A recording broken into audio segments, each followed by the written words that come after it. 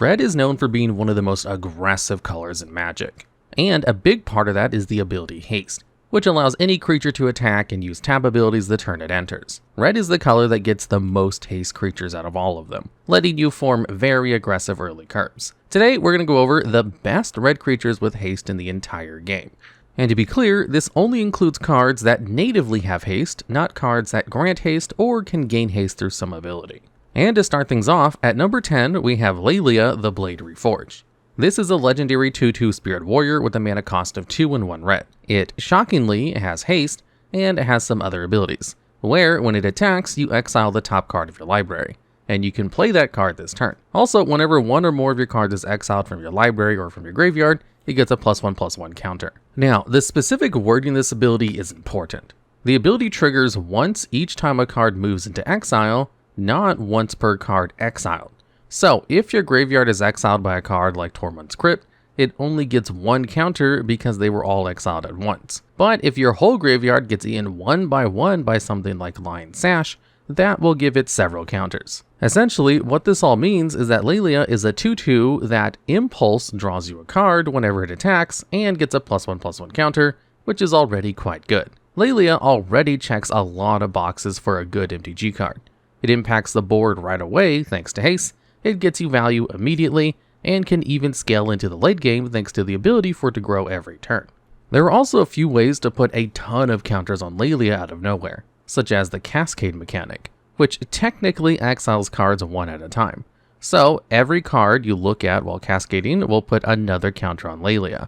Despite all these upsides, Laelia has a few things holding it back. The biggest issue is just where it was printed. Laelia was printed in the Strixhaven Commander Precons, a set that was only printed into the Eternal formats, namely Commander, Legacy, and Vintage. In these formats, at least the competitive formats, a card can't just be good and see play, it has to be one of the best cards in the game to even be considered. The power level of these formats is just that high. Laelia is very strong, but they are usually just better options. As a result, Laelia only sees marginal play, mostly in a legacy deck called Dragon Stompy. This is a nickname for a red deck that tries to stick a card like Blood Moon, Chalice of the Void, or Trinisphere on turn 1 with the help of fast mana to essentially lock your opponent out of the game. Doing so usually requires pitching a lot of cards from your hand for Chrome Mox or Simian Spirit Guide. So, while your opponent can't do much, neither can the Stompy player. At that point, they just play one creature and hope it's enough to win. Laelia is one of the better cards to do this, as it digs for more gas and will become a huge threat in no time. However, it does compete in spots with cards like Goblin Rabblemaster and Legion Warboss, who put more damage on the board faster. Although Laelia is still good enough to see some play alongside Rabblemaster and Warboss, but she's far from power creeping the goblins. In terms of Modern, Laelia was recently introduced to the younger format in Modern Horizons 3, but at the time of writing, a certain Toucan was terrorizing the format, so it really hasn't had the time to shine. If Laelia had a run in Standard and a chance in Pioneer, it may have done some more. But as of right now, most of Laelia's claims to fame is Commander, a casual format, and being one of the 3 best options for a finisher in Legacy. And at number 9, we have Phoenix of Ash. This is a 2/2 Phoenix with a mana cost of 1 and 2 red. It has flying and haste, so it can't be blocked except by creatures with flying. You can pay 2 and 1 red to give Phoenix +2/+0 until end of turn. It also lets you escape for 2 and 2 red and exiling 3 other cards from your graveyard, which means you can cast it from your graveyard for this cost.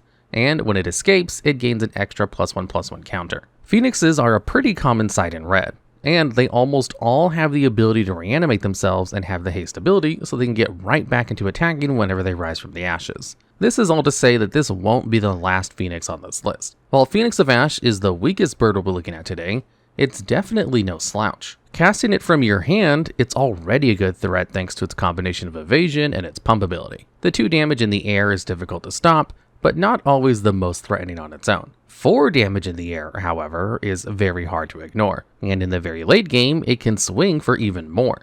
Phoenix kind of forces the opponent to use a removal spell on it, but when you do, you're still in a bad spot. Once Phoenix dies, you'll never be without action on any turn, as you'll always be able to escape it in the late game even if you top deck something bad. Getting even bigger when it escapes is just icing on the cake. It's also not bad on defense either, as it can block, often trading, and then come back next turn to either block or attack right away. All of this made Phoenix of Ash one of the best mono-red threats for the late game in Standard, seeing tons of play, especially in sideboards to give decks a threat that was almost impossible to remove.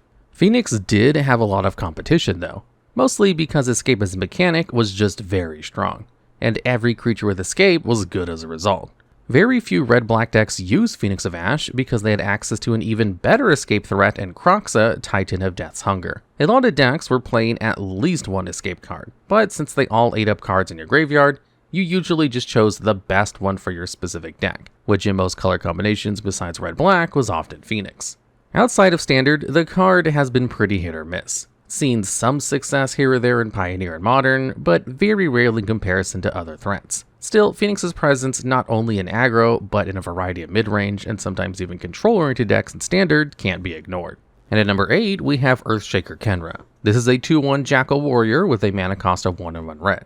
It has haste, and whenever it enters, target creature can't block this turn if its power is less than or equal to Khenra's power. It also has Eternalize for 4 and 2 red. You can pay this cost and exile it from your graveyard to make a token that's a copy of it, except it's a 4/4 white zombie instead of its usual color and stats, and this ability is sorcery speed. Khenra was simply a very good threat for aggro decks. It would come down on turn 2, blank an opponent's blocker, and attack right away, and then get in for lots of damage throughout the course of the game. Then, if you ever got to 6 mana, it would come back and do the same thing again, except much better. By itself, this wouldn't be that backbreaking, but Khenra had a lot of help in the form of cards like On-Crop Crasher, a 3/2 with haste for 3 mana that could exert itself when it attacked, meaning it wouldn't untap on your next turn, but when it did, target creature couldn't block this turn. These cards were an incredibly frustrating curve. You would play a blocker, and then it would prevent you from blocking for 2 turns in a row while you got hit for tons of damage. Then it might even eat removal before it could even begin to block. Or they could play another Khenra or Crasher and repeat the cycle. These, alongside a swath of other powerful threats, form the backbone of a deck called Ramunap Red, one of the most dominant mono-red aggro decks Standard has ever seen. It wasn't completely unbeatable, but the deck was strong enough that Wizards decided to ban multiple cards from the deck to give other strategies more ways to counteract it. Outside of Standard, these cards haven't done much of anything. They're far too weak for any non-rotating format outside of Pioneer, and there, they've only seen a small amount of success. The cards only really get a mention here thanks to being a part of one of the most dominant Standard aggro decks we've seen in around a decade. And at number 7, we have Detective's Phoenix. This is a 2/2 Phoenix enchantment creature with a mana cost of 2 and 1 red. It has haste and flying, as well as bestow for 1 red and collect evidence 6. To collect evidence 6, you simply have to exile cards with a mana value of 6 from your graveyard. Bestow turns the creature into an enchantment aura that gives it stats and keywords to a creature it's enchanting, but when that creature leaves the field, it simply becomes a creature. You can also cast Phoenix for its bestow cost from your graveyard. This is similar to Phoenix of Ash, a recursive, hasty threat that's very annoying to deal with. However, this card has even more applications than its cousin. The card quickly found a home in Modern alongside Hollow One. This is a 4/4 artifact creature for 5 that costs 2 less to cast for each card you've discarded this turn. The deck aimed to swarm the board with Hollow Ones after casting a spell like Burning Inquiry that makes them draw and discard 3 random cards. This would make all of the Hollow Ones left in their hand absolutely free, putting a ton of damage on the board out of nowhere. There was a bit of an issue, however, as the best cards for Hollow One all made you discard cards at random.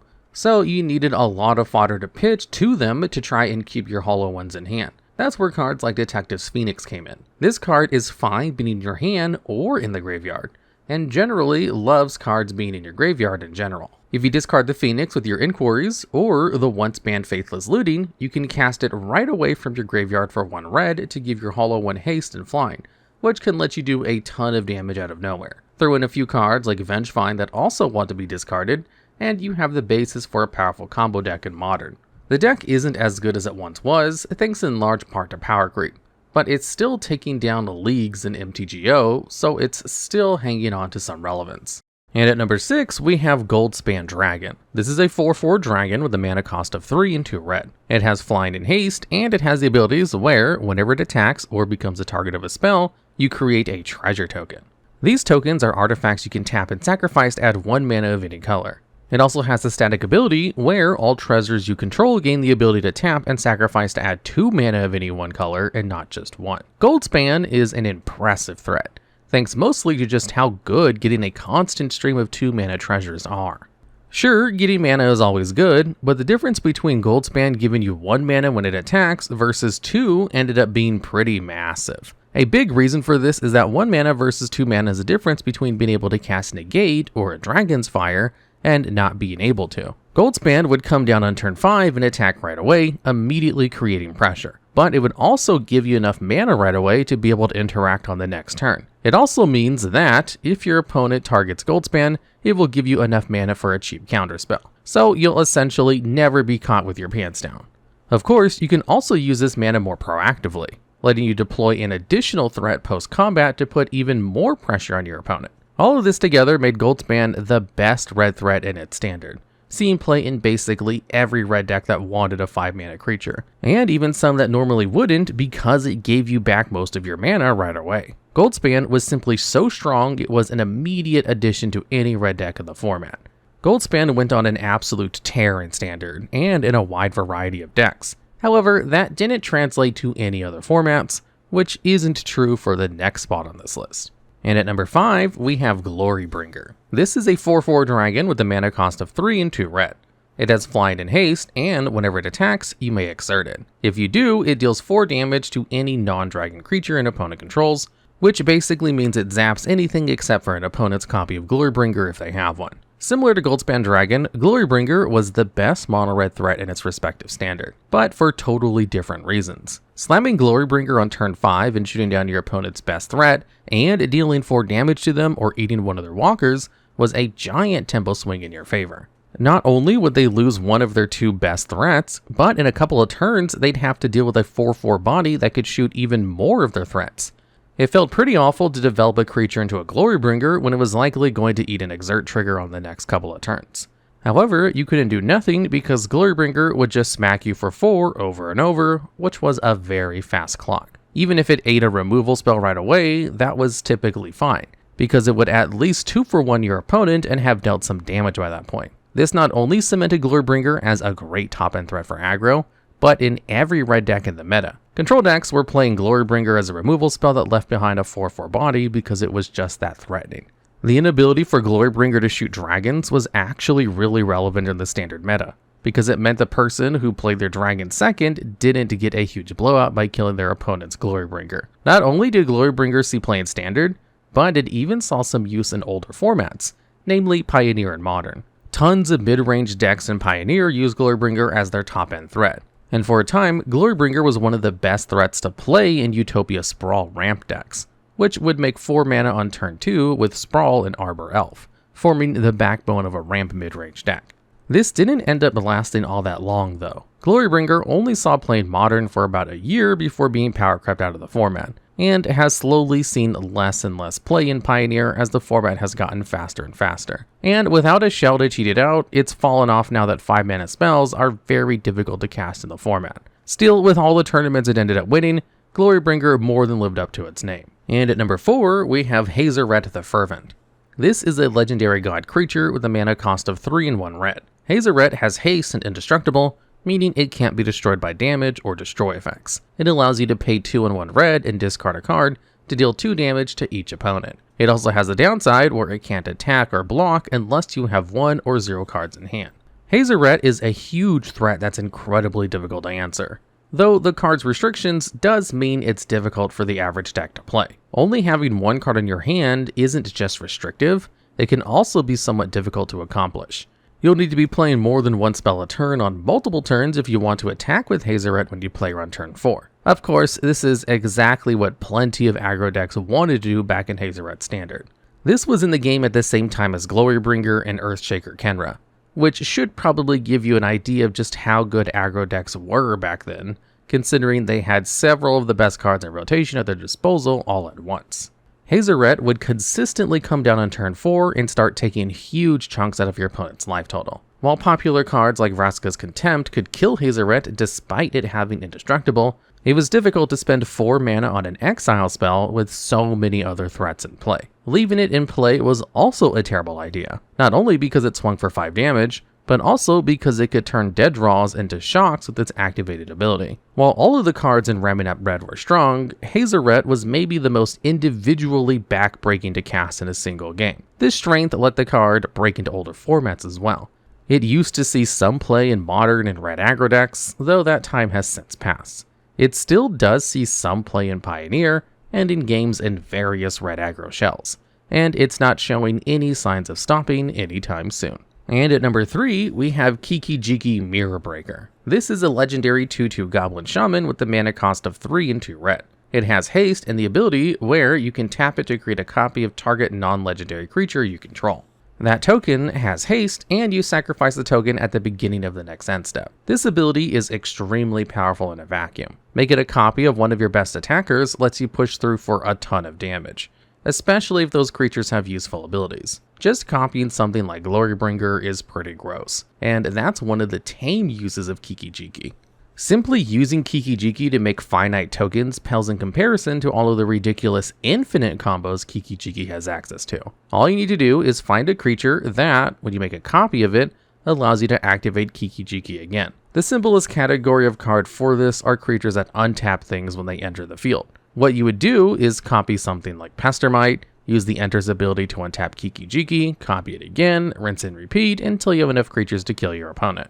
Another effect that also combines well with Kiki-Jiki are flicker effects, as Kiki-Jiki's haste means that you'll be able to activate him right away after he re-enters. So if you have Kiki and a card like Restoration Angel, you can also go infinite and win the game right away. The most interesting use of Kiki-Jiki, however, is in Goblin tribal decks. These decks can use Kiki-Jiki without ever even casting the card thanks to the card Conspicuous Snoop. This 2-mana creature makes you play with the top card of your library revealed, and lets you cast goblins from the top of your deck. More importantly, however, is the fact that if the top card of your library is a goblin, he'll copy all their activated abilities. The combo was to have Snoop without Summoning Sickness in play. You would then cast Boggart Harbinger, which would let you search your library for a goblin and put it on top of your library when it enters. You would then find Kiki-Jiki, giving your Snoop the ability to tap to make a copy of any non-legendary creature you control. You activate copying itself because, unlike Kiki-Jiki, Snoop is not a legendary creature, getting around Kiki-Jiki's restriction.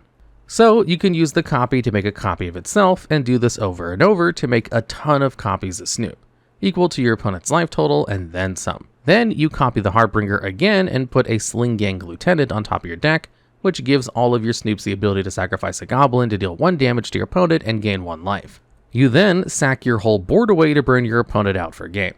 Both the Goblin Focus combo and the more generic combos have seen play in Modern at different points in the format's history, especially way back in the day before Birthing Pod got banned. Kiki-Jiki hasn't ever been on top of the format, but he's always around somewhere doing something kinda broken. It's one of the few guaranteed things in Magic, and even years of power creep haven't stopped Kiki-Jiki from doing what he does best.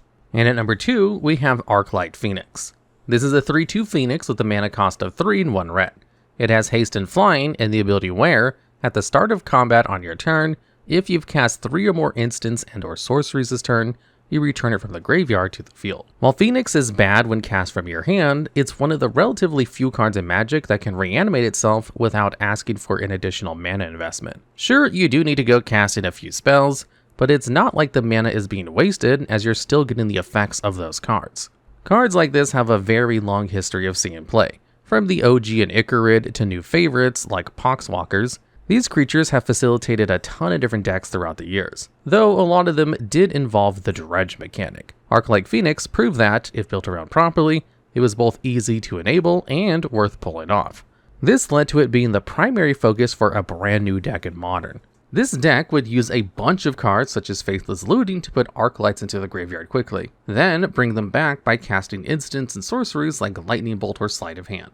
Not only would this give you a good number of 3/2 flyers to beat face with, these spells were also just good. The huge number of cantrips made finding your removal and counter magic far easier. The deck was also very tricky to play against as a result, as they were more than capable of both putting up a board and responding to your board at the same time. However, looting would eventually get banned in the format, and Arclight fell off like a rock as a result. Without the extra draw that looting provided, the deck is just far too slow in terms of moving cards around. Of course, Phoenix didn't stay dead for long. It would rise from the ashes in the new Pioneer format, where it took off and never stopped flying. It's consistently been one of, if not the best decks in the format, for maybe a little too long at this point. The game plan is mostly the same, with some of the same cards as in Modern, but the slower format lets Arclight both have more time to go off, and lets it play more defensively if the matchup requires it. Arclight has cemented a hold on Pioneer, and it's not inconceivable that it finds a niche in Modern once again. Still, there's a couple of cards that are simply too widespread in their use to not take the #1 spot, even over a card that created decks in several formats all around itself. And at #1, we have Goblin Guide and Monastery Swiftspear, the best 1-mana hasty red threats in the game. Guide is a 2/2 Goblin Scout with a mana cost of 1 red. It has haste and the ability where, whenever it attacks, your opponent reveals the top card of their deck. If it's a land, they put it into their hand. Otherwise, it just stays there. Swiftspear is a 1/2 for 1 red. It has haste and prowess, meaning that whenever you cast a non-creature spell, it gets a +1/+1 until end of turn. Both of these cards have been the go-to threats for red aggro decks ever since they were released. Guide is the highest powered haste creature with the smallest downside at this mana cost. Other cards like Reinforced Ronin and Wayward Guidebeast both have massive downsides that make swinging with them turn after turn pretty impractical. While your Goblin Guide does smooth over your opponent's draws, that won't matter if you're able to kill them in the first few turns of the game. Swiftspear is similarly powerful. While it only starts with 1 power, it can easily grow to far more. Guide and Swiftspear are usually played in burn decks, which are built around casting a ton of cheap, direct damage spells to bring your opponent's life total to 0. Every one of these burn spells you cast will make your Swiftspear do 1 more damage, which can really add up. All of this makes both Guide and Swiftspear extremely playable in burn decks, which is good because burn decks really wanted a recurring source of damage on their first turn of the game. If you could even get in for damage a couple of times, you would usually do more damage than a single burn spell would deal, making these some of the highest impact cards in the deck, at least on turn 1. Mono red aggro has been part of Modern since, well, basically since the format began, and Guide and Swiftspear have been pushing for lethal ever since they entered the format, and have seen play in the legacy version of Burn as well, though the deck is weaker in that format. Swiftspear also has made a name for itself in Pioneer, where it sees play in basically every red aggro deck. Mono red aggro is one of the most omnipresent decks in the entire game, so it's not exactly surprising that the 2 best red aggro creatures have been generally the most successful red creatures with haste. In a way, these cards represent what red as a color is all about. Alright, and that's the list. Are there any other red haste creatures you think I may have missed? Or have any ideas for future videos just like this one? If so, let us know down in the comments below.